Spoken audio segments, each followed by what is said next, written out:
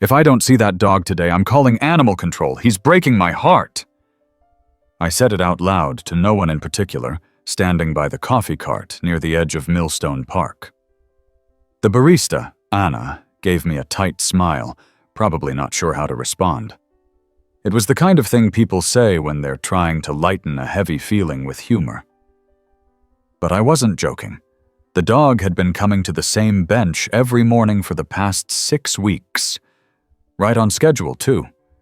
Between 7:20 and 7:30 a.m., he'd appear from somewhere near the wooded edge of the park, trot across the gravel path, hop up onto the far end of the old green bench near the duck pond, and just sit. Not begging, not barking, not chasing squirrels, just sitting. He was a medium-sized thing, probably a mix of shepherd and lab, with a dusty coat that was starting to mat in places and ears that didn't quite match. One flopped over, the other always perked up. I'd tried tossing him pieces of muffin one day, but he didn't even sniff them. I'd tried coaxing him closer with a bit of turkey from my sandwich. Nothing. He wasn't scared, just waiting. It became part of my routine. I'd wake up, put on my walking shoes, grab a coffee and a breakfast bar, and go to the bench across from his. I never sat on his bench. It felt wrong, like sitting in someone else's reserved spot. We'd sit there together, separated by 10 feet and a whole world of whatever story he wasn't telling me. The park was always quiet that early. Millstone was a small town in Ohio, and the early morning crowd was mostly retirees and a few joggers. People started noticing the dog. Some gave him names. George, mostly, but one old man insisted he looked like a Charlie. Kids wanted to pet him, but parents pulled them back. There were whispers that maybe he'd belonged to someone who had passed away in the park. Others said he was abandoned. Either way, he waited. That morning, though, he wasn't there. I checked my phone. 7:41. I felt a strange pang in my stomach, a cold sort of worry I didn't expect to have about an animal I hadn't even touched. "He's not here today," Anna said, handing me my coffee as I stood frozen near the cart. Maybe he found his home. Or maybe something happened to him. You always think the worst, Ben. Maybe I did. I wasn't always like that, but years of disappointments will bend a man in certain ways. My wife, Linda, had told me once that I looked for signs of rain even when the sun was shining. She'd said it with a smile, though, so I held on to that memory. I wandered through the park with my coffee, scanning the tree line, the grassy hills, even the duck pond. No sign of him. It ruined the rest of my day. I left work early, came back to the park in the afternoon. Still no dog. That night, I didn't sleep well. The next morning, I woke before my alarm, showered, dressed, skipped breakfast, rushed to the park. There he was, sitting on the bench like he never left. Calm, still, not a hair out of place. I didn't know why I felt tears prick at my eyes. It made no sense. I'd been a CPA for over 30 years. I paid taxes, filed returns, kept my head down, rarely got emotional about anything besides football. But that dog sitting there like a statue stirred something in me I hadn't felt in years. I sat across from him, like always. I didn't say anything, just sipped my coffee and watched him breathe. "Good to see you, buddy." His ear flicked, and for the first time, his head turned slightly. Just a fraction, as if he'd finally registered my presence. I stayed longer that morning. Later that week, I brought him a blanket, left it beside the bench. He didn't touch it. The next day, I brought a bowl of water. He sniffed it, then walked away. Only to return the following morning, back on the bench. It was like a rhythm, a strange dance between strangers. And every day, I felt less like I was watching him and more like I was waiting with him. One morning, a kid named Jacob, freckled, probably 6, came running up with a bagel in hand. "Mom says he's a ghost dog," he announced to me. "Ghosts don't shed like that," I replied, nodding at the tufts of fur near the bench. Jacob giggled and tossed a piece of his bagel. The dog didn't move. "He's waiting for someone," Jacob said knowingly. I felt my chest tighten. "Yeah, I think he is." It was a Wednesday when the real change happened. I remember because the forecast had called for rain, and I debated staying home. But I went anyway, just in case. When I arrived, umbrella in hand, he was there. Same place, same pose. I sat down. My coffee was too hot, so I just held it. Then, for the first time in nearly 2 months, he looked up, not just a glance. He turned his head, raised those mismatched ears, and locked eyes with me. I didn't move. Didn't breathe. He stepped off the bench, slow and deliberate, like he'd been considering it for a while, walked the short distance between us, stopped 2 feet away. Then he sat down again, this time next to me. "Hey there," I whispered. He didn't lean in, didn't wag his tail, but he didn't leave either. That was enough. That moment changed something. After that day, he would occasionally sit by me instead of on the other bench. Never let me pet him. Never accepted food. But he sat closer. Sometimes even rested his chin on the edge of my shoe. People started calling me the dog whisperer. I wasn't. I just showed up. I found myself looking forward to the mornings in a way I hadn't since Linda passed. The walks became longer. I stayed at the park even after he wandered off. It made me feel like part of something again. One afternoon, I visited the local shelter, asked if they'd heard of anyone missing a dog matching his description. Nothing. No chip, no reports. A volunteer offered to send someone to pick him up, said they had room. I said I'd think about it. I didn't sleep that night. What if they took him and he stopped waiting? What if this bench was all he had left? So the next day, I brought a leash. He looked at it, sniffed it, then turned away.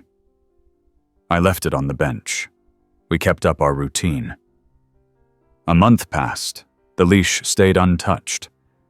But the space between us shrank. Then came the day I found him curled up beside the bench before sunrise, waiting for me. He stood when he saw me, walked over, sat by my side. I reached out slowly, palm open. He sniffed it, then, carefully, nudged it with his nose. It was the first time he let me touch him. The next week, he followed me to the coffee cart, sat while I ordered, walked beside me on the way to the bench. Anna grinned. "You've got a shadow now." "I guess I do." He started following me home, stopped at the gate at first, then came inside the yard. A week later, he curled up on my porch. I never tried to name him. He wasn't mine, not really, not yet. But each morning, as we walked to the park together, something inside me healed. And the bench, his bench, didn't feel so lonely anymore. 3 weeks after he first followed me home, I woke up to find him curled at the foot of my porch swing, head tucked under his paw, tail flicking lazily in the early morning breeze. The sun was just peeking over the treetops, and the sky had that pinkish-orange hue that made everything look gentler than it really was. I opened the front door slowly, coffee mug in hand, unsure if the creak of the hinges would send him trotting off. But he stayed. He didn't look up. He didn't have to. We'd grown used to each other's company like that, quietly. It was a relief, honestly. After years of strained conversations and the aching silence that had filled the house since Linda passed, this dog's wordless presence was exactly what I needed. He didn't ask questions. He didn't offer advice. He just stayed.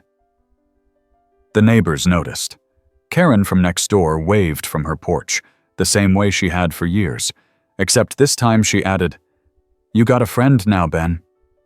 "Seems like it." "What's his name?" I shrugged.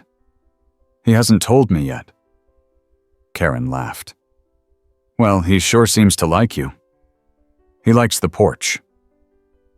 But the truth was, I didn't know if he liked me or just tolerated me. I didn't care.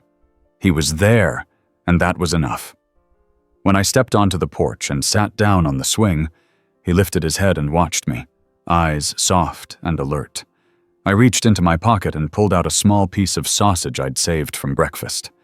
This time, he took it gently from my hand. "Progress," I whispered. We made our way to the park, like we always did. By now, people expected to see us together. I'd started bringing 2 coffees, one for me and one I'd pour into a small metal bowl to cool so he could have some warm water alongside me. It became a thing. Anna, from the coffee cart, even gave me a discount. "He's your dog now," she said with a wink.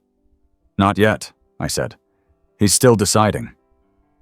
Some mornings, I'd sit on the bench, and he'd rest his head on my thigh.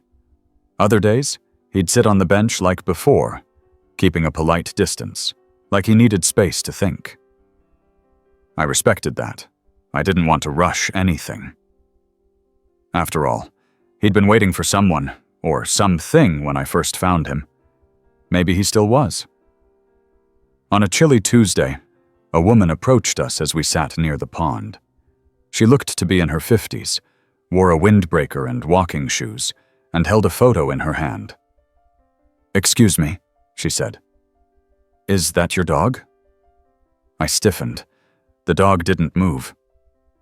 "Not exactly," I said. "Why?" She held out the photo. A boy, maybe 10, sat smiling beside a younger version of the same dog. Same flopped ear, same brown-gold coat. "That's my nephew, Ethan. That dog's name is Murphy. He ran off 4 months ago after my sister's car accident.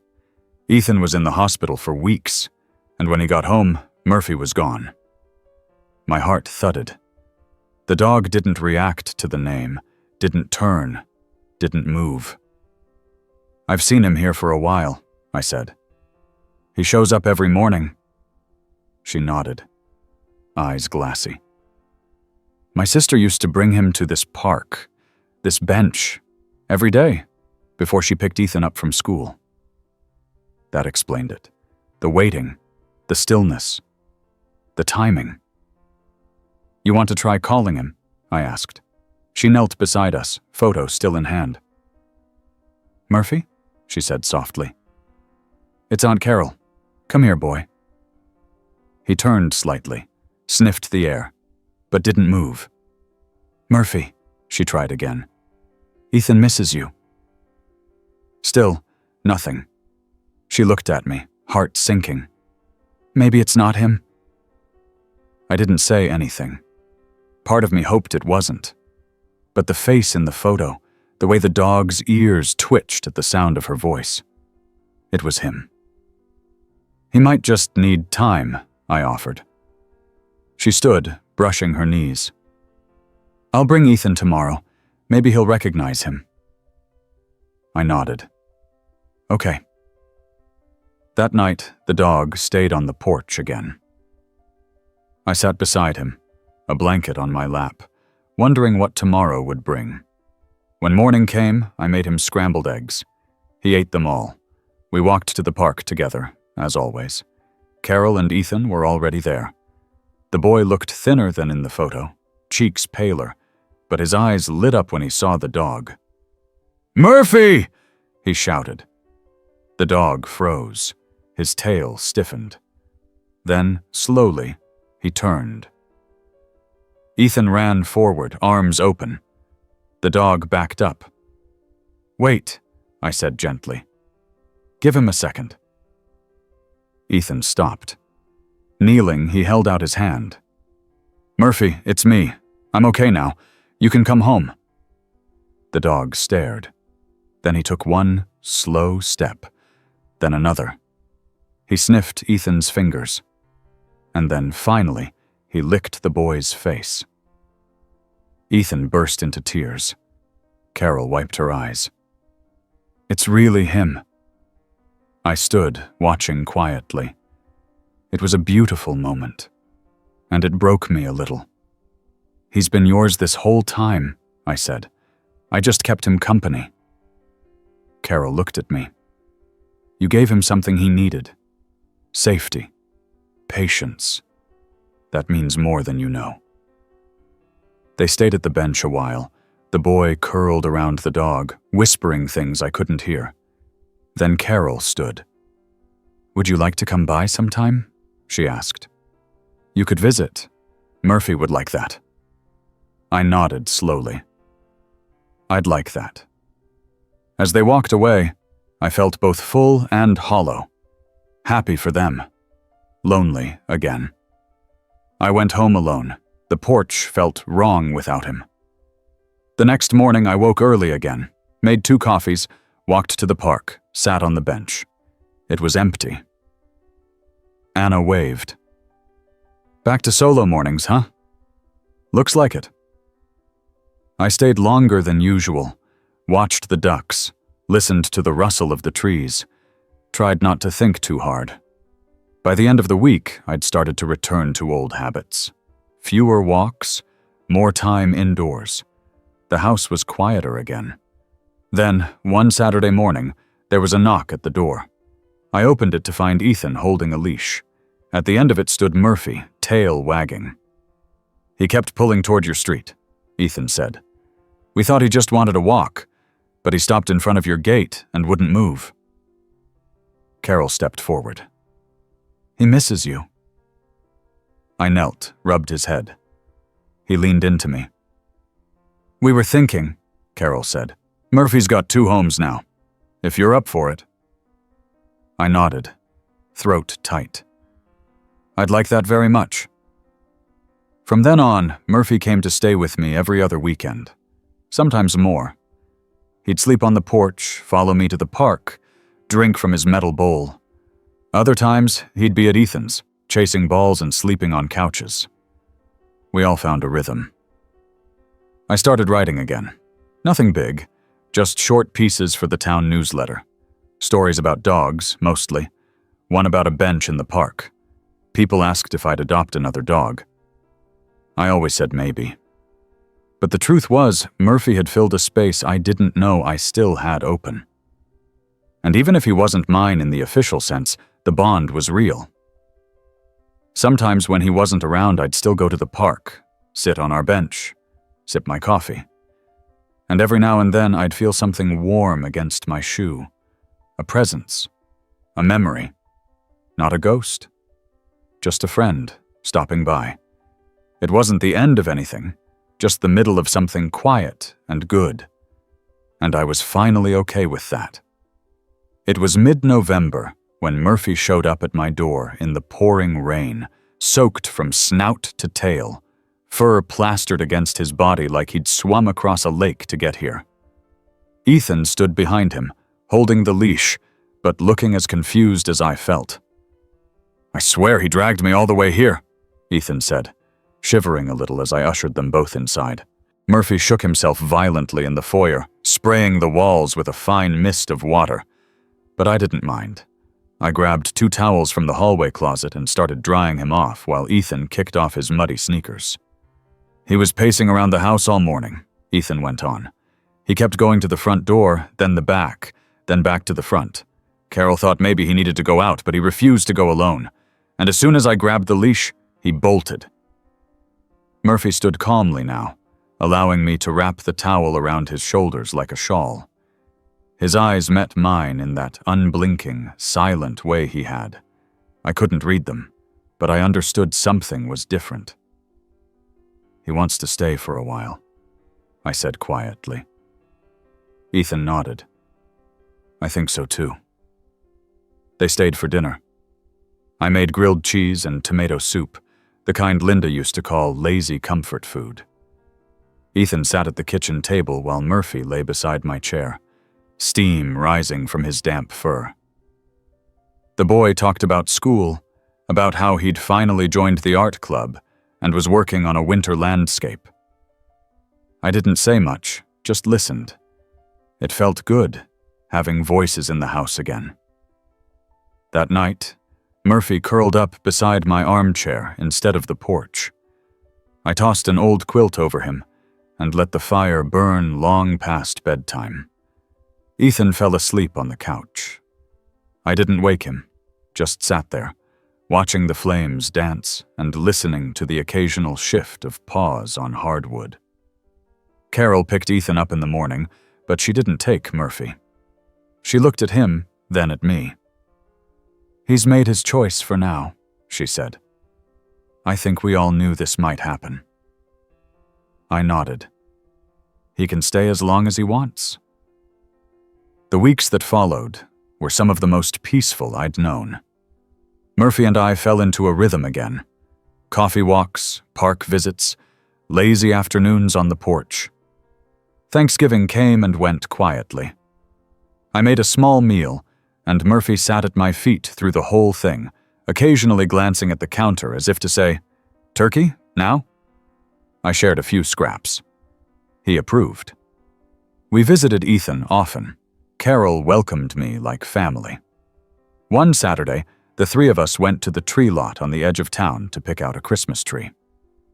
Ethan picked the tallest one they had, and Murphy rode in the back of my truck with the windows half down, nose in the wind. At home, I set up the tree in the living room and hung ornaments Linda and I had collected over the years. I hadn't unpacked them in a while.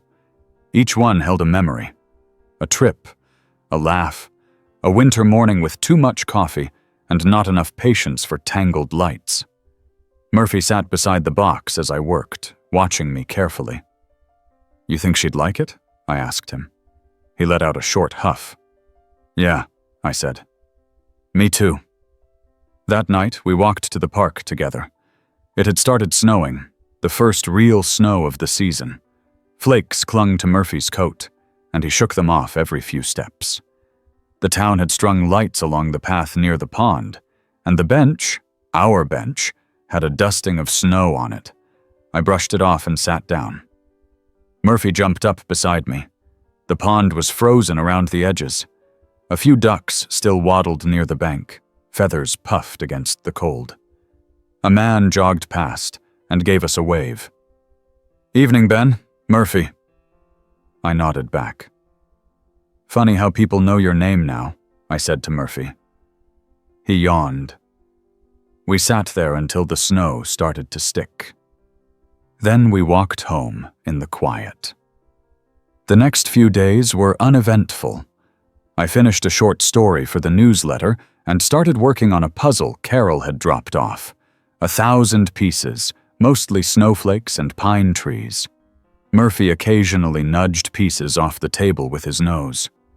I pretended to scold him. He looked smug. Then came the Friday I got the call. It was from the vet clinic. I hadn't taken Murphy in yet. He'd always seemed healthy, and I didn't want to force anything. But Carol had made an appointment last week. Just a checkup. "Mr. Dalton, this is Stephanie from Millstone Veterinary. We've just finished Murphy's exam."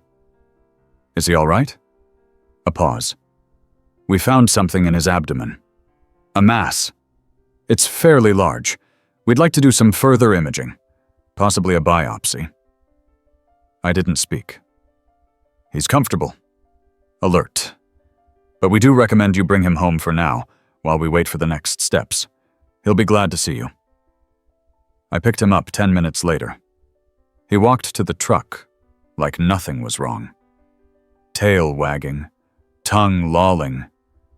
But the weight of that call sat like an anchor in my chest. At home, I laid a blanket on the floor beside the fire. He curled up without hesitation. I stared at him for a long time. You didn't tell me, I whispered. He blinked. That weekend, I cooked more than usual. Chicken, rice, scrambled eggs, even a bit of hamburger. Murphy ate well. He napped more, too, but still followed me around the house, never more than a few feet away. At night, he slept beside the bed instead of on the porch. Ethan and Carol came over Sunday. We didn't talk about the vet, just drank cocoa and watched an old Christmas movie. Murphy rested his head on Ethan's foot the whole time. The days blurred together. We had to wait a week for the biopsy. I wrote in the meantime. Not stories. Letters. One to Linda, one to Carol, one to Ethan. One for Murphy. I wasn't sure if I'd ever read them aloud. Then the call came. It's malignant, Stephanie said gently. An aggressive cancer. We can try treatment, but there's no guarantee. Not even a good one. How long? Months, maybe weeks. But he's not in pain yet. You'll know when he is. I thanked her. Hung up. Sat in silence. Murphy stood beside me, head tilted. I knelt and pulled him close. We're gonna make the most of it, I said. Every minute. He licked my cheek. We didn't tell Ethan right away. Carol knew, of course, but I asked her not to say anything yet. I wanted one more normal week. Just one. So we went to the park every day, even when it snowed. We visited the library, the coffee shop, the town square with the giant light-up reindeer. Murphy met every shop owner, every passerby. People stopped us constantly. That dog changed something in you, Ben, Anna said as she handed me my usual. You look lighter. He changed everything, I said. Christmas crept closer. Carol invited me and Murphy to spend the day with them. I agreed, of course. Ethan had already wrapped a gift for him, some sort of squeaky toy shaped like a turkey. The night before Christmas Eve, Murphy sat beside me on the porch as the snow fell. I was thinking about Linda, about the empty space beside the tree where her chair used to be. Murphy leaned into me gently, like he knew. I didn't cry. I just rested my hand on his back and stayed there, listening to the wind whistle through the pine trees. The next morning, he didn't want to eat. Not much, just sniffed at his bowl, licked the broth, and walked away. My heart sank. I called Carol. I think it's time we told Ethan. She came over within the hour. Ethan sat beside Murphy on the floor, silent for a long time. Can we still go to the park? He asked. Of course, I said, as long as he's up for it. Murphy stood, slowly, and nudged Ethan's arm. We walked to the park together, slower than usual. Sat on the bench. The sky was gray. The snow was soft and thick beneath our boots. Murphy sat between us, leaning into both sides. I wanted to freeze that moment, bottle it, keep it forever. But I knew time was moving. And so was he. Later that night, after Carol and Ethan left, Murphy curled beside the fireplace like always. I sat in my armchair, puzzle untouched on the table, pen resting in a notebook. I watched him breathe, counted the seconds between rise and fall. Then, for the first time, I whispered a name. Murphy. His tail thumped once. He knew. He always knew. On Christmas morning, the sun rose behind thick clouds that hung low and still over Millstone, turning the sky a pale silver that seemed to mute every sound. I woke earlier than usual, not because of excitement, but because I'd heard a soft sound, something between a whine and a sigh. Murphy was lying beside my bed. Eyes open, head resting on his paws. He didn't get up when I sat up. He just blinked, slow and calm. Morning, old friend, I said softly. reaching down to stroke his head. His tail wagged once, slow and faint. I got dressed, moving slowly, listening to the quiet. There were no cars outside yet, no laughter from neighboring houses, just the hush of snow and the occasional creak of wood as the house settled in the cold. Murphy followed me into the kitchen, but he didn't eat. I warmed some broth and poured it into his bowl. He lapped at it for a moment, then lay down by the back door, looking out toward the white yard. Carol and Ethan were expecting us for brunch, but I sent Carol a message letting her know we'd be a little late. I didn't want to rush Murphy. Today was going to be slow, whatever that meant. I wrapped a scarf around my neck and put Murphy's leash in my coat pocket, though I knew we probably wouldn't use it. He hadn't needed one for weeks. When I opened the door, he stood, stretched, and stepped into the snow like it was something he'd never seen before, sniffing the air like it held some message only he could read. The park was empty. It always was on Christmas morning, the whole town wrapped up in family traditions and cinnamon rolls. But our bench was there, looking exactly as it always had. Quiet, a little worn, the back slats still chipped from that storm last spring. Murphy sat beside it, then climbed up with a slow, deliberate motion, curling in the same position he had the very first time I saw him. I sat next to him, coffee thermos in hand, watching the ducks waddle across the frozen pond. "You picked a good bench," I said. He didn't move, just breathed, steady and warm beside me. I let my hand rest gently on his back, and this time he didn't shift away. He just let it stay there. We sat like that for nearly an hour. Snow started to fall again, light and lazy. It caught on his fur, on my shoulders, in the grooves of the bench. When we finally stood, I didn't need to call him.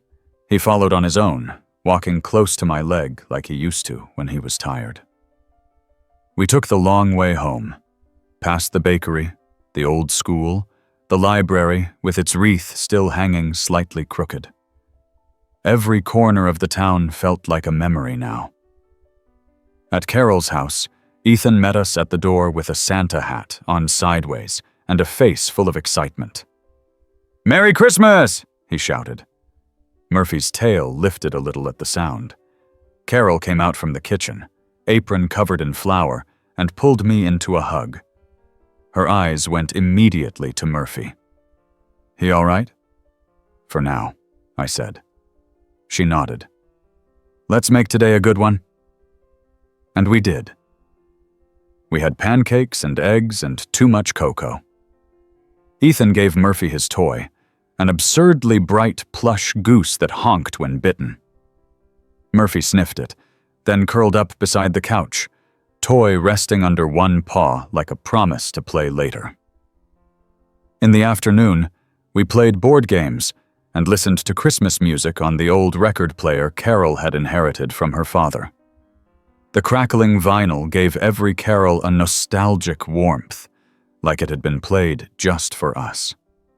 Murphy dozed through most of it, rising only when Ethan offered him bits of turkey. The snow kept falling. That night, back at my place, I built a fire and laid an extra quilt down for Murphy near the hearth. He curled up immediately, resting his head on the edge of the rug. I made tea and sat nearby, rereading one of Linda's favorite books out loud, not because I expected anyone to care about the words, but because the sound felt right. Murphy's breathing was slow, deep, and steady. As I read, I thought about how strange and beautiful it was that a stray dog could change so many lives by doing almost nothing at all. He hadn't spoken. He hadn't performed tricks. He hadn't even wagged much. But he'd shown up, day after day, and somehow, we'd all followed him into something softer, kinder, more awake. The next day, we visited the vet. Stephanie was gentle. She gave him something for comfort, something that might help his appetite, and told me again what I already knew. We had time, but not much. "Bring him by if he seems uncomfortable," she said, "and bring him in before he's suffering. It's hard, but you'll know." "I know," I said. We drove home slowly. Murphy lay in the back seat with the window cracked open, nose in the wind, eyes half closed. I played soft music on the radio. Not holiday songs, just piano melodies that seemed to match the rhythm of the drive. At home, I made him rice and turkey again. He ate a few bites, then curled up on the rug and watched the flames. I didn't try to move him, just sat down beside him on the floor, back against the couch. Later that evening, Ethan and Carol stopped by. Murphy lifted his head when Ethan entered, and the boy rushed over, kneeling beside him and burying his face in his fur. "I made you something," Ethan said, holding up a small clay sculpture. It was a crude version of Murphy. Too many toes, one ear too long. But it was beautiful in its own way. I put it on the mantel beside Linda's photo. "Looks like you're part of the family now," I whispered to Murphy. As New Year's approached, Murphy's movements slowed. He still walked with me to the park some mornings, but we stopped sitting on the bench. He preferred to rest under the big oak nearby. I started bringing a blanket for him. People still stopped to say hello, but they lowered their voices now, gave him space. On New Year's Eve, I sat with him on the porch as fireworks popped faintly in the distance. He didn't flinch, just watched the sky, tail thumping lightly every few minutes like he was keeping time. "You've had a good year," I said. "Maybe the best one yet." He didn't disagree. That night, I carried him to bed. Not because he couldn't walk, but because he let me, and for the first time, he slept on the bed beside me. When I woke the next morning, he was already sitting up, looking out the window, tail resting calmly against my leg. The first morning of the new year. We made it to the park, just the two of us. He didn't go far, just stood for a while, sniffed the air, then looked at me like he was taking stock. I sat on the bench, and this time, he didn't climb up. He lay at my feet. We stayed there for hours. Back home, I gave him a bath. Not the full soak, just a gentle warm rinse and towel dry. He let me brush out the fur behind his ears. When I was done, he rested his head in my lap. "I'm glad you found me," I said. His eyes closed, his breathing slow. And still something about him told me this wasn't goodbye. Not yet. Just another quiet pause in a long walk we hadn't quite finished. The house was still, but it didn't feel empty. It felt lived in, shared. And the bench in the park? It wasn't waiting anymore. It was remembering. 3 days into the new year, I awoke to a sound I hadn't heard in a while. Murphy pacing. It wasn't frantic, just a soft back and forth along the length of the hallway. When I stepped out of the bedroom, he stopped, turned and looked at me. His ears were relaxed, his eyes calm. But I knew he wanted something. I pulled on a sweater, wool socks, boots. Murphy waited patiently by the door, his tail wagging just enough to tap against the frame. When I opened it, he didn't bolt like he used to. He stepped out gently and looked back to make sure I was following. The morning was overcast, the snow freshly laid and powdery. I let him lead. Past the picket fence, along the quiet sidewalk, past the dark windows of the bakery. We crossed Millstone Avenue, where the plows had just passed, and I noticed Murphy's gait had changed. Slower, deliberate, but steady. He didn't turn toward the park. Instead, he led us down Sycamore Lane, the old road that edged the edge of town. I hadn't been this way in years. It curved slightly uphill, the houses further apart, yards larger, trees thicker. At the far end was the old orchard, bare now, just rows of twisted trunks reaching into the pale sky. Murphy stopped near the gate. I remembered the place. Linda and I had walked here once in our 20s, back when the orchard held hay rides and cider tastings in the fall. That was long before the owners moved away, long before the fence had started to lean and the sign out front faded to unreadable script. Murphy sniffed the gate and ducked beneath a gap in the fence. I hesitated, then followed. Inside, the snow was untouched. The trees cast thin shadows, their branches heavy with frost. Murphy padded ahead, careful and quiet. I trailed him past the first few rows until he stopped near a small rise in the ground. A stump sat at the center, weathered and low.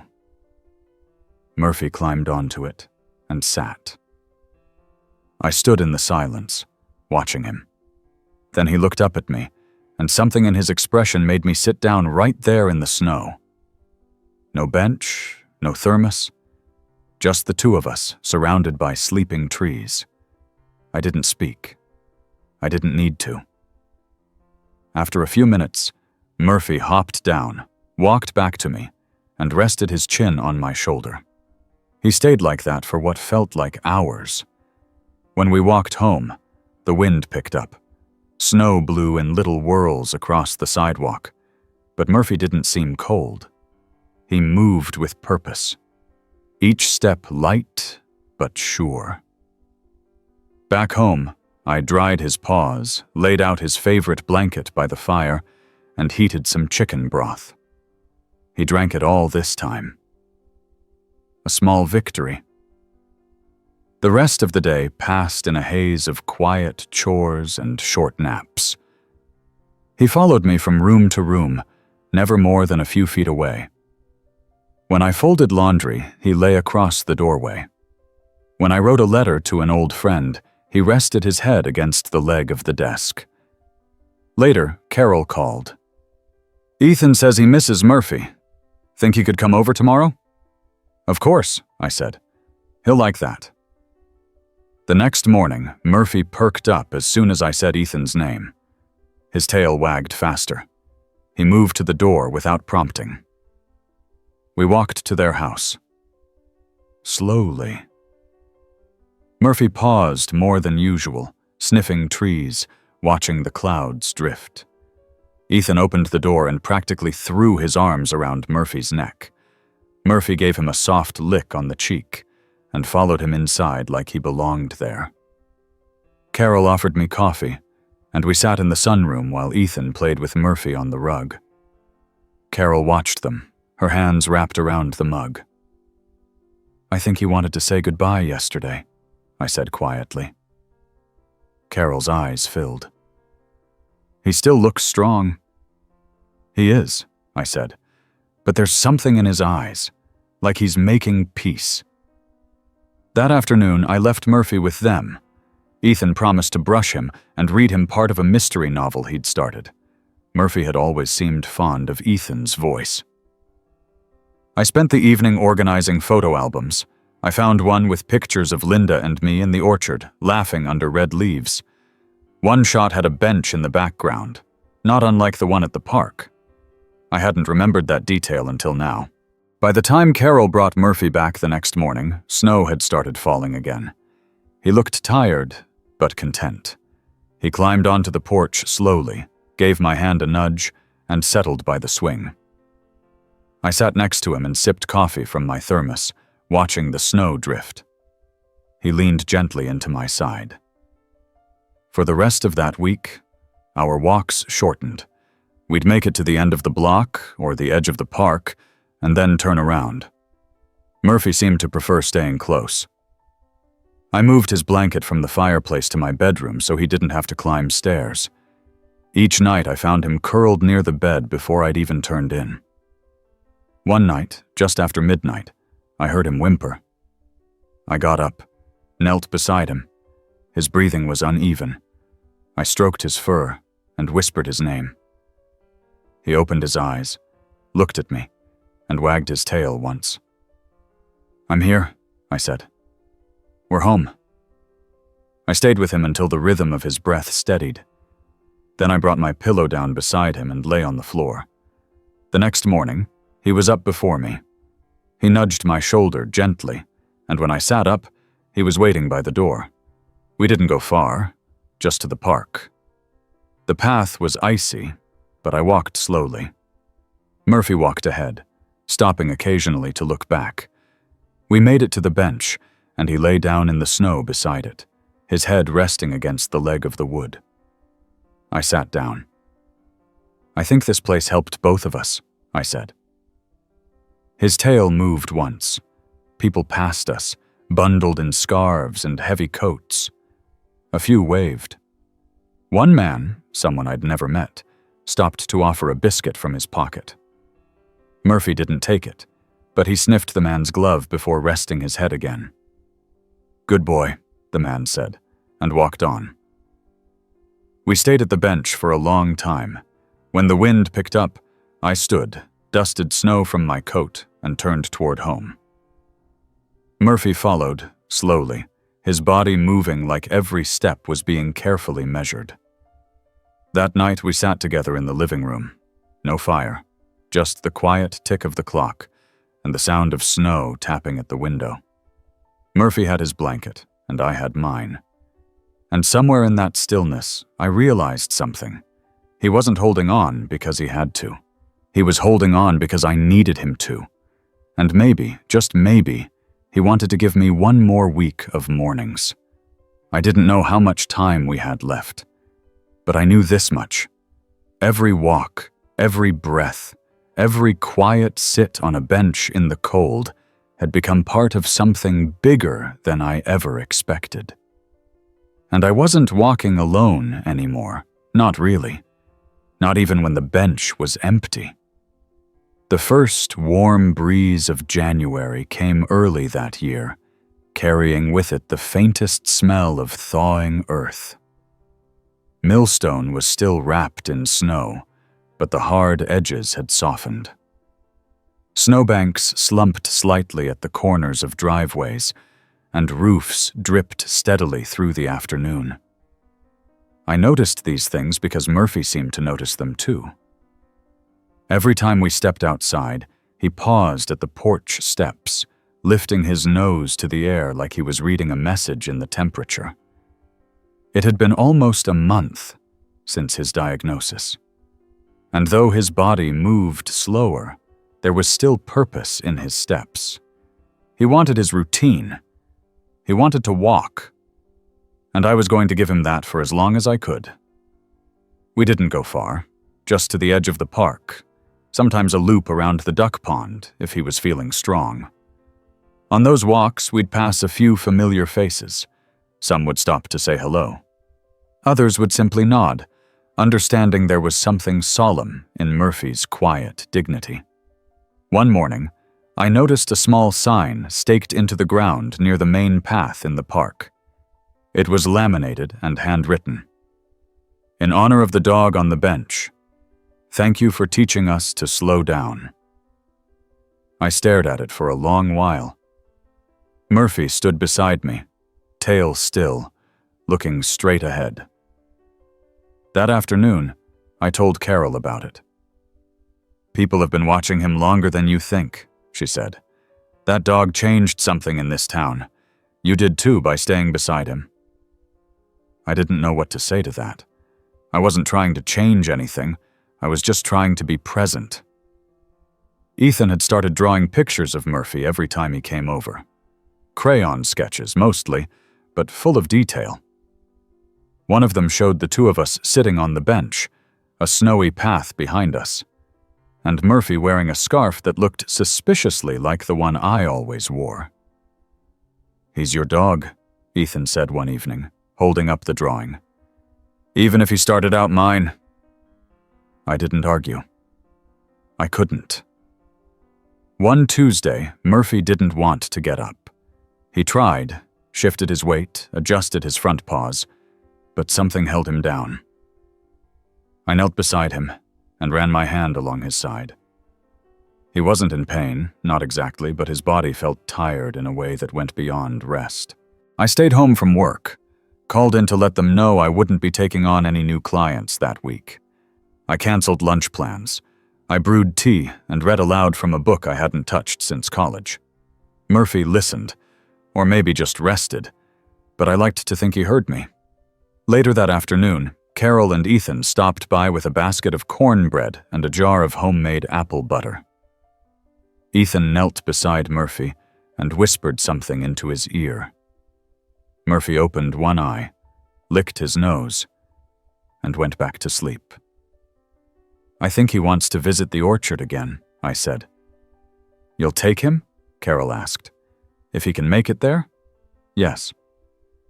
The next day, I loaded a blanket into the back of my truck and helped Murphy climb in slowly, lifting his hind legs when he hesitated. I drove slowly, tires crunching over the gravel path that led behind Sycamore Lane. When we reached the orchard, Murphy sniffed the air again, ears flicking. I opened the tailgate and helped him down. He didn't resist. He walked ahead of me, down the worn path that curved between the trees. We reached the same stump, the same clearing. This time, I spread the blanket out on the snow. Murphy didn't climb onto the stump. He lay on the blanket, head raised, eyes scanning the branches above us. I sat beside him and pulled out a thermos of broth. He drank a few sips before settling his head on my knee. We stayed like that until the light began to change. Something about the way the snow glowed under the fading sun made the orchard look younger. The tree limbs swayed gently, almost like they remembered laughter, cider, music. Murphy watched the movement, eyes tracking the sway. You brought me here for a reason, didn't you? I asked. He didn't respond, just blinked, slow. I thought about Linda, about the photo albums, about how so many moments pass through us without warning, and we only realize their weight when something brings them back. Thank you, I said, for finding me. He raised his head slightly and nudged my wrist with his nose. Back home, he slept through the night. I did too. The following week brought more snow, then a sudden melt. The streets turned slushy, and the air smelled faintly of mud and pine. Murphy didn't seem interested in walking as much anymore, so I set up a cot near the porch window so he could watch the road and the birds. I sat beside him most mornings, reading the paper or writing letters. One morning, there was a knock at the door. A man I didn't recognize stood there, holding a folded note. You don't know me, he said, but I walk through the park every day on my way to work. I've seen that dog for months. I needed to say thank you. I took the note. It was short, just a few sentences about how the man had changed his morning routine, slowed down, started bringing his own coffee, started looking up at the sky more. Because of a dog on a bench. Murphy didn't wake when I read it aloud. But later that day, he walked to the bench one more time. Not far, not fast, but he went. He sat beside me, his weight warm against my side. And we stayed there, long enough for the sun to drift low in the sky, long enough for the ducks to waddle past us without fear, long enough to feel that maybe, somehow, he had always been leading me here, not to the bench or the park or the orchard, but back to myself. When we returned home, he curled up by the fire again. I sat down nearby, notebook open, pen resting in my hand. And I wrote, he came to the bench because he was waiting, but he stayed because he found someone who needed to wait with him. We weren't trying to save each other. We just showed up. And that was enough. Murphy snored softly. The house was quiet. The porch light flickered on as dusk deepened outside. And another walk waited for tomorrow. The days blurred into a soft rhythm after that. February arrived with its usual gray skies and unpredictable temperature swings, warm enough for muddy boots one day, cold enough for frostbite the next. Murphy settled into this season like he had all the others, without complaint, without noise, simply moving through it as if every hour mattered in its own quiet way. By now, our walks were mostly neighborhood loops. No more parks. He seemed content sniffing the bushes, examining mailboxes, watching squirrels scamper up trees with practiced indifference. I carried him up and down the porch steps when he needed help, but he still made the effort on his own more often than not. Stubborn, that dog. One Thursday morning, I found a package at the front door. No return address. Inside was a framed watercolor painting of Murphy on the bench. Just him, no humans, surrounded by snow and that soft, unmistakable light of morning. Tucked into the frame was a note, for the dog who reminded us that stillness is a form of love. I hung it in the hallway across from the coat rack. Murphy sniffed it, sneezed once, then plopped down with a satisfied grunt. People kept reaching out. A handwritten letter from a woman who said she'd been bringing her lunch to the park every Tuesday just to sit a few benches away from us. An email from someone in the city who'd heard about Murphy from a cousin and wanted to donate to the local shelter in his name. A teenager left a drawing on my porch, Murphy with angel wings, flying above the pond. I didn't quite know how to respond to all of it. Murphy didn't ask for any of this. He just sat, waited, breathed. But maybe that was the point. Ethan came by nearly every afternoon after school now. He always took his shoes off by the door without being asked and brought Murphy little things. A pine cone, a stick shaped like a Y, once a peanut butter cookie that he swore was safe for dogs. It was. Murphy let him comb the fur behind his ears, even when the tangles tugged a little. The boy would talk about math tests and art club, and a classmate who pronounced Illinois with an S. I found myself looking forward to those visits as much as Murphy did. Sometimes Carol joined us. Other times, she dropped Ethan off and gave me that look. A mix of worry, gratitude, and understanding that words couldn't quite touch. "He seems better than before," Ethan said one day as Murphy lay curled on the porch, tail flicking lazily. "He's peaceful," I said. "That's something." I didn't have to explain more. Ethan nodded. As February deepened, the snow melted more often than it stayed. Patches of grass began to peek through along the south side of the fence, and the robins returned to the trees. Murphy noticed. He spent hours near the porch steps, nose lifted, tracking sounds I couldn't hear. One evening, just before sunset, he stood up and nudged my leg gently. Then he walked to the door and looked back. "You want to go somewhere?" I asked. His tail gave a slow wag. I grabbed my coat. We didn't go far, just up the hill behind the bakery, past the closed-down church with the broken bell tower. There, on the slope overlooking town, Murphy stopped. The sun was setting behind the grain silos, painting the snow gold and orange. He sat. I sat beside him. It was the first time we'd been up there together. "You always pick the best spots," I said. We watched in silence. The wind was light but steady. Murphy leaned against me. Later, when we returned home, I noticed something new. He no longer tried to climb the porch steps, just sat there, waiting. I lifted him gently and carried him up. The next day, I moved his bed closer to the back door so he could still see outside. That weekend, Carol surprised us with something. "We made this for you," she said, placing a wrapped bundle on the table. It was a quilt, handmade, full of small patches, some fabric from Ethan's baby clothes, some scraps from Carol's late husband's flannel shirts, and even a square from the scarf I used to wear all the time, but hadn't since last winter. In the center, Murphy, stitched in brown thread, sitting on a bench. I didn't have words. Murphy sniffed the quilt, then lay down on it like it had always been his.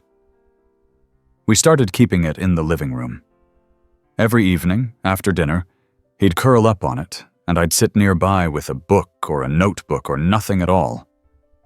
One night, I caught myself humming. A tune Linda used to hum while folding laundry. Murphy twitched his ears but didn't lift his head. I kept going. Life took on a softness I hadn't known in years, and it wasn't because anything big had happened, but because of all the small things that had. One Wednesday, it rained. The first real rain in months. It came heavy and fast, and Murphy watched it from the porch, eyes wide. I sat with him for an hour, just listening to the rhythm on the roof. Later that week, Ethan asked if we could plant something for Murphy. "What do you mean?" I asked. "Like a tree," he said. "Or maybe a bush with flowers. So when it blooms, it's like he's saying hi." Carol looked at me. I nodded. We chose a small dogwood tree. Ethan helped dig the hole near the fence line at the park, not far from the bench. The ground was soft, the air smelled of rain and early spring. Murphy watched from the blanket we'd laid nearby. He didn't move, but his eyes followed every shovelful. When the tree was in, Ethan tied a ribbon around the trunk. "There," he said. "It'll bloom pink in the spring." I swallowed hard. He'll like that. That night, Murphy fell asleep with his head in my lap. I didn't move until morning. Each day after that felt like a borrowed gift. He still wagged when Ethan arrived, still lifted his head for peanut butter, still followed me with his eyes when I left the room. But the steps were slower, the naps were longer. I started leaving the door open when the weather allowed, so he could breathe the air from the porch. And every morning, we sat outside, together. No words needed. Sometimes it was enough just to be, to breathe in the thawing air, to listen to a quiet world still waking up, to love a dog who once waited alone on a bench, and who now, finally, wasn't waiting anymore. The following week, the dogwood tree began to bud. It was subtle at first, tiny green shoots pressing their way out from the brown limbs, tentative and small. Ethan noticed it before I did. He came running up the front walk after school, breathless, cheeks flushed, and shouted through the screen door, "It's starting!" Murphy lifted his head from the rug and watched the boy as he bounded in. "The tree," Ethan explained, kneeling beside him. "It's waking up." Murphy's tail flicked just once. We walked over to the park together the next afternoon. Carol, Ethan, Murphy, and me. It had become a kind of ritual, these slow, shared afternoons. We brought a small picnic blanket for Murphy and spread it near the bench, where he could see the tree without needing to move much. Ethan sat cross-legged beside him and talked about school, something about a science project involving magnets. And I listened with half an ear, content to let the rhythm of their conversation fill the space. Murphy rested his head on Ethan's knee. He didn't fall asleep, but he didn't need to do much else. He was present, as always. Around us, the park was shifting. The snow had mostly melted now, and tufts of grass pushed up defiantly through the slush. The duck pond had thawed into patches, and the geese had started to return, loud and opinionated. It was a season of change, and Murphy, in his quiet way, was part of it. That weekend, I brought out the old garden chairs from the shed, cleaned them off, tightened the screws, sanded the one that had started to splinter. I set them up under the big tree in the backyard. Murphy watched me from the kitchen door, eyes alert, tail thumping slowly against the floor. In the days that followed, we used those chairs almost every evening. Carol brought over lemonade or tea, depending on the temperature, and Ethan came with his sketchbook. Murphy lay between us, sometimes with his head on my shoe, sometimes stretched out in the grass. The air smelled of thawed soil and early blooms, and the sky lingered longer each night. One afternoon, a small group of kids walked past the front yard and stopped when they saw Murphy dozing on the porch. "That's the dog from the bench," one of them whispered. Another kid asked, "Can we pet him?" I nodded, and they approached gently. Murphy raised his head, sniffed the air, then wagged slowly as one by one they knelt and offered a hand. He tolerated it with grace, even licked one of them on the knuckle, before settling back down with a sigh. "He's famous," one boy declared. "Not famous," I said. "Just loved." That night, I sat beside Murphy on the floor as he slept and wrote in my notebook. "He doesn't need to know how many lives he's touched. Dogs don't care about legacies. They care about moments. He's given me 1,000 I never expected to have again." The next morning, I found a package from the local hardware store leaning against the porch rail. Inside was a hand-carved sign, "Murphy's Bench." A small tag hung from a nail, "Gifted by the Millstone community." Ethan helped me install it later that afternoon. We dug small holes for the posts and secured the plaque just behind the bench. Murphy sat beside us the whole time, watching with tired but curious eyes.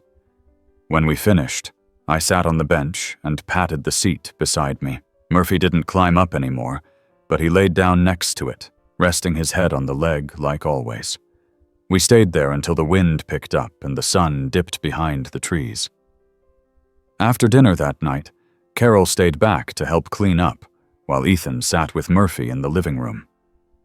I could hear him reading aloud from a paperback, pausing every now and then to explain a word.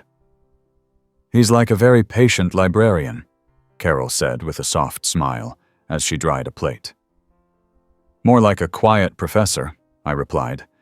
"He teaches by just being." She nodded. "He's good at that." A few days later, I noticed Murphy wasn't eating as much. He sniffed at his bowl, lapped up the water, but left the chicken untouched. I tried different foods, rice, broth, bits of egg, but he took only small tastes. He didn't seem in pain, just uninterested. He still got up when Ethan came over, still walked to the bench every couple of days, but each trip took a little longer. His steps had changed, more deliberate, more careful. His body was doing what it could. I called Stephanie, the vet, just to talk. "He's not in distress," she said gently. "But he's winding down. Some dogs do that. They start letting go a little at a time." "Should I bring him in?" "Not yet," she said. "If he's still getting joy from his walks, from his people, then he's not done. But stay close. Be ready." I hung up and sat by the porch window for a long time. That evening, Murphy didn't want to come inside. He sat at the edge of the yard, looking out toward the trees. I joined him, wrapped in a blanket, and waited. The stars came out one by one, and the wind settled into a low hush. After a while, he stood and walked over, nudging my leg. I helped him up the steps. He slept beside my bed again that night, like always. Ethan brought him a new toy the next day, a small stuffed fox with a bell inside. Murphy sniffed it, nudged it twice, then rested his chin beside it. I placed it on the quilt next to him. Later, when the sky started to darken early, I lit the old hurricane lamp and placed it on the porch. We sat together, Murphy and I, as the light danced against the railing and the shadows of trees stretched across the yard. I found myself humming again, the same old tune. He twitched his ears, sighed, and closed his eyes. There were no fireworks, no dramatic moments, just the soft hush of another day ending. And that was enough. I knew we were getting close, but not yet. Not tonight. The wind was calm. Murphy's breath was steady. And we had one more evening under the stars side by side, listening to the world hold its breath in the quiet between seasons. The final morning came with a sky so clear, it felt like spring was holding its breath. There wasn't a single cloud, and the early light poured through the windows in long golden lines that painted everything with a softness you don't often see in February. I knew the moment I woke up. Murphy was lying by the bed, just like always, but his breathing had changed. Shallow, gentle, almost like the sound of wind threading through pine needles. His eyes were open, but they were distant, unfocused. I knelt beside him and placed my hand against his side. "Hey, buddy," I whispered. He blinked once, slow. I didn't move for a long time, just sat there, hand resting on his fur, listening. Carol and Ethan arrived not long after. I'd called her as soon as the sun came up. They came quietly, like they understood what kind of day this would be without needing to be told. Ethan dropped his backpack by the door and hurried to Murphy's side, dropping to his knees and placing both hands on the dog's shoulders. "Hi, Murphy," he said. "It's me." Murphy's tail wagged. Barely a flick, but it was there. Carol sat beside me on the rug and placed a hand over mine. No words, just warmth. I called Stephanie. She said she'd come to the house. "I think he'd want that," she said. She arrived an hour later with a small bag and eyes that already understood. She knelt by Murphy, stroked his head, and whispered to him the way people do when they know their voice is more comfort than language. "Would you like to take him outside?" she asked gently. I nodded. Ethan and I carried Murphy out to the backyard, to the garden chairs under the tree. The blanket we kept on the porch was already spread out. We laid him down carefully, and he rested his head in the grass. His eyes closed. Stephanie gave us time. We sat with him, me, Carol, Ethan, each of us touching some part of him. I told him everything I hadn't said, about how he brought life back into my days, about how I hadn't known I could love anything again. Not really, until he sat on that bench and made me sit still too. "You were never waiting for someone," I said softly. "You were teaching me how to wait." Ethan leaned forward, placed his forehead against Murphy's, and whispered something I didn't hear. But Murphy's ear twitched. And then it was time. Stephanie knelt again, her hands steady. "He won't feel anything," she said. "Just sleep." I nodded. My throat was tight. My chest felt full and hollow at the same time. We stayed beside him as his breathing slowed. One moment he was with us. The next, he wasn't. It happened so gently I almost didn't notice. The silence that followed wasn't sharp. It wasn't cruel. It was just quiet. Stephanie packed up slowly. She placed a hand on my shoulder before she left, and another on Ethan's. He was deeply loved, and he knew it. After she was gone, we stayed a little longer in the yard. The sun was still warm. The wind was still soft. Ethan held Murphy's old toy fox in his lap, squeezing it until the little bell jingled. "He should be buried under the dogwood tree," Ethan said. So we did. That afternoon, we dug a spot beside the tree, beneath the patch where the buds had started to bloom. Ethan helped lower him gently. Carol laid his quilt over him. I placed the fox at his side. We didn't say much. We didn't need to. When the dirt was packed, I stepped back and looked at the tree. A single blossom had opened, pale pink, trembling slightly in the breeze. The bench nearby had the plaque, "Murphy's Bench." It felt different now, like a marker for something finished and something still beginning. In the days that followed, people came by. Quiet neighbors, kids with flowers. A man from the library brought a folded poem and read it aloud at the base of the tree. Anna from the coffee cart left a muffin wrapped in a napkin, resting it gently on the bench. I kept walking to the park each morning. Sometimes alone, sometimes with Ethan. I always sat on the bench. One morning I noticed a stranger sitting at the other end. Middle-aged man, wool coat, scarf tucked neatly. He had a thermos in his hand. "Beautiful tree," he said. "First bloom of the year," I replied. He looked down at the plaque. "I've heard about this dog," he said. "He used to come here every day?" "He came," I said, "and he stayed." We didn't talk much more, but when he left, he nodded to me like we'd shared something. And maybe we had. Spring came slowly but fully. The tree bloomed more each day. The grass thickened. The pond came alive with ducks and frogs and the buzzing of new things. And I kept going to the bench, sometimes with a coffee, sometimes with a story, sometimes just to sit. Ethan still visited. He kept drawing. His latest sketch was the bench, the tree, and a figure sitting in the distance. No face, just a shape. But the dog beside it was unmistakably Murphy. "He's still there," Ethan said. "I can feel it."